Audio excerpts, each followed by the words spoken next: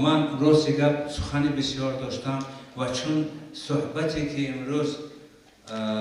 استاد عبدالله راهنما کردن مرا وادار کرد که همه چیزایی که در قلب من نهفته بود و اون چیزی که گفتنی بودم او گفت و من افتخار هم میکنم که در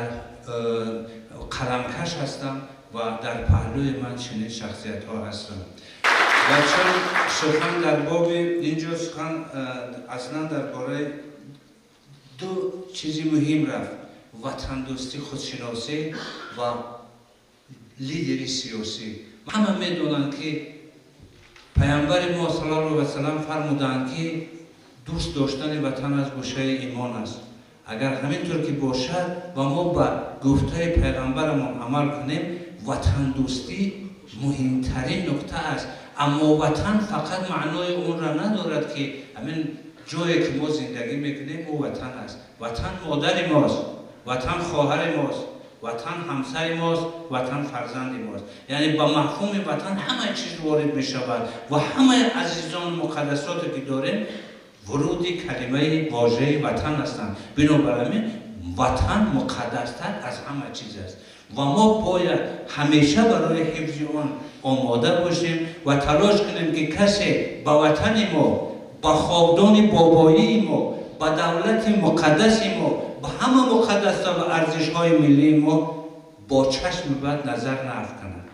نگاه بد نکند و هر کی با وطن ما، با اون مقدسات ما نظر بد دارد، او البته دشمن همه ماست. و من میگویم که اگر همه سیاستشناسان ما با مثل استاد راهنما با همین زبان، با همین لحن با مردم درباره سیاست دولتداری سخن کنند، باور دارم که همه ما و شما با معنی وطن و وطن دوستی درست سرفهم می‌رویم. من امروز در این توالات از شما تمنای آن را دارم که تاجیکستان را دوست داره، عزیز داره، دولت تمام را عزیز داره و هر کسی که درباره دولت و دولتداری تاجیکان حرف بد میگوید زبانش بریده باد، خداوند او را ناتوان گرداند. و ما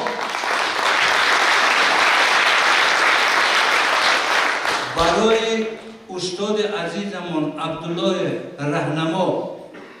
عمر دراز و تن صحت آرزو میکنیم، زبان برا و خداوند زبان او را همین خیلی که هست زیبا و شیرین و گویا نگه دارد تا در تربیه جوانان ما سهم گذارد، تا در تربیه وطن دوستی مردم ما سهم گذارد و زنده و سلامت